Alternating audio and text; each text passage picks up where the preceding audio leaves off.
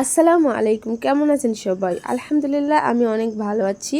তো আজকে যে সুন্দর একটি বেবি ড্রেস তৈরি করে দেখাবো। বেবির উপরে যে ডিজাইনটা, এই ডিজাইনটা প্রথমে সেলাই করার জন্য আমি বডির মাপ অনুসারে কাটিং করে নিয়েছি। আর এই কাপড়টা নিয়েছি মোহরা যতটুকু চওড়া অতটুকু, এবং লম্বাটা বডির মাপের থেকে 2 ইঞ্চি কম, অর্থাৎ এখানে প্রায় 9 ইঞ্চি বাই 9 ইঞ্চি কাপড় নিয়েছি।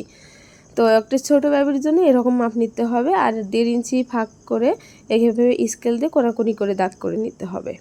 এখন এই সাইডেও কোনাকুনি করে দাগ করে নিতে হবে, অর্থাৎ যে কোনো কোনা থেকে এই কোনাটা দাগ করে নিতে হবে। নেওয়ার পরে এই দাগের উপরে ভাঁজ দিতে হবে। ভাঁজ দিয়ে একদম চিকন করে সেলাই করতে হবে, অর্থাৎ 2 সুতা কাপড় রেখে সেলাই দিতে হবে। সেলাইটা যত চিকন হবে অতটাই সুন্দর হবে। তো দেখতে পাচ্ছ এভাবে সেলাই দিয়েছি। এভাবে প্রত্যেকটি ভাঁজ দিয়ে দিয়ে প্রত্যেকটি দাগের উপরে সেলাই দিতে হবে। তো এক সাইড সেলাই করে নিয়েছি, এখন বিপরীত সাইডে সেলাই দিতে হবে একইভাবে। তো এই সাইডেও সুন্দর করে ভাঁজ দিয়ে সেলাই করে নিয়েছি। আর এই ডিজাইন দিয়ে নায়রা, ফ্রক যে কোনো জামাই অনেক সুন্দর লেগেছে। আমি যতগুলো জামা বানাইছি অতগুলো জামাই অনেকটাই সুন্দর লেগেছে। তো এখন এই ডিজাইনটা করা হয়ে গেল। ডিজাইনটা এখন মেন যে কাপড়টা আছে কাপড়ের নিচে দেবো, যেহেতু আগে গলাটি কাটিং করে নিতে হবে। তো গলার লম্বাটা 3.5 ইঞ্চি, চওড়াটা 1.5 ইঞ্চি নিয়ে এভাবে করে গলার চওড়াটা লম্বাটা কেটে নিতে হবে। গলা লম্বা কেটে পটির কাপড়টাকে উপরে আনতে হবে। এনে এখন এই যে সাইড থেকে একটু গোল করতে হবে, অর্থাৎ দেখো আমি 2 ইঞ্চি কম নিয়েছিলাম, এখানে প্রায় 3 ইঞ্চি কমে গেছে, এবং সাইড থেকে প্রায় 1 ইঞ্চি কমে গেছে। তো কাপড়টা ডিজাইন করার সময় এই যে কাপড়টা কমে যাবে, এই কারণে সমান সমান কাপড় নিতে হবে। তারপরে এখন সুন্দর করে রাউন্ড করে ডিজাইনটা কেটে নিতে হবে। তো কেটে নেওয়ার পরে এখানে যে আমি পাইপিন তৈরি করে নিয়েছি, আর পাইপিনের কাপড়টা 1.5 ইঞ্চি চওড়া নিয়েছি। এখানে ডাবল করে ভাঁজ দিয়ে তারপরে এই কাপড়ের উপরে সেলাই দেবো। সেলাই দেওয়ার পরে যতটুকু চিকন রাখতেছে অতটুকু চিকন রাখবে। আমি আগের ভিডিওতে এই ডিজাইনটাই লেস দিয়ে বসিয়ে দেখাইছি, আর যারা লেস ব্যবহার করতেছো না তাদের জন্য আমি পাইপিনটা ব্যবহার করেছি। আর পাইপিন কিভাবে কাটিং করতে হয় সেই ভিডিও আমি পরবর্তীতে আপলোড করে দেবো। তো পট্টির কাপড়টাকে জামার উল্টা সাইডে রাখতে হবে, আর পটির কাপড়টা সোজা সাইডে ভিতরে রাখতে হবে, রেখে উল্টা দিকে সেলাই দিতে হবে। সেলাই দেওয়ার পরে সুন্দর করে কেটে নিতে হবে ফিনিশিংয়ের জন্য, যাতে গলার ডিজাইনটা সুন্দর আসে। তারপরে সামনের দিকে ঘুরিয়ে নিতে হবে। এখন কিন্তু জামার একদম সামনের পাটে চলে এসেছে। তো এখন এই যে যতটুকু চিকন রাখতে চাও ততটুকু চিকন রেখে পাইপিংটা ভেঙে দিতে হবে।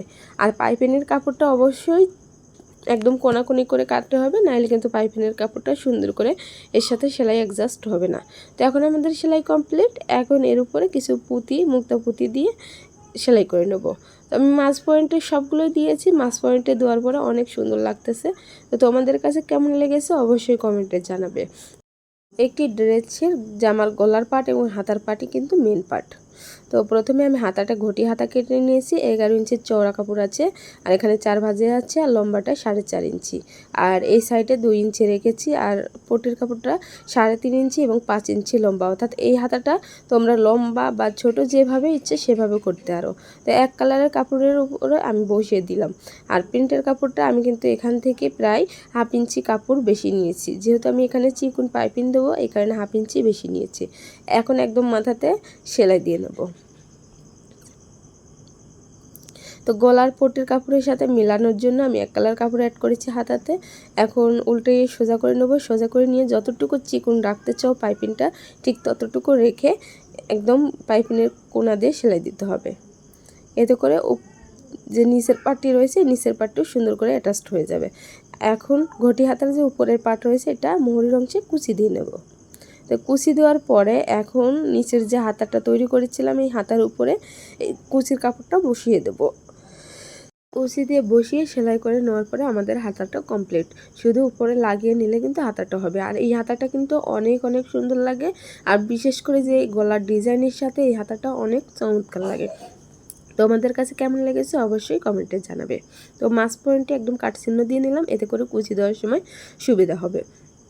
এখন যে আমার 2টা কাঁধের অংশে সেলাই করে নিয়েছি, এখন সাইড থেকে এই হাতার কাপড়টাকে সেলাই দেব। তো সাইডে প্রথমে 2 থেকে 3 ইঞ্চি পর্যন্ত কুচি দেব না, আমরা মাঝখানে কুচি দেব। আর মাঝখানে কুচি দেওয়াতে হাতাটা কিন্তু অনেক ফুলে থাকবে, ফুলকো হবে। আর যদি সব দিকে কুচি হয় তাহলে কিন্তু হাতাটা বেশি ফুলকো হবে না। তো সেটা মাথায় খেয়াল রেখে মাঝে যত বেশি কুচি হবে ততটাই সুন্দর হবে। তো একদম যে কাট চিহ্ন দিয়েছিলাম এই কাট চিহ্নটি মাছ বরাবর পয়েন্ট করে রাখলে দুই দিকে কুচি সমান হবে, এতে করে হাতাটা সুন্দর ফুলকো হবে। এখন নিচের দিকে আর কুচি হবে না, একদম টানা সেলাই দিয়ে দিতে হবে। তো আমি দুইটা হাতায় অ্যাডজাস্ট করে লাগিয়ে নিয়েছি যে হাতাটা মাঝখানে দেখো একদম ফুলকো হবে। আজকে এ পর্যন্তই, সবাই ভালো থাকবে, সুস্থ থাকবে, আল্লাহ হাফেজ।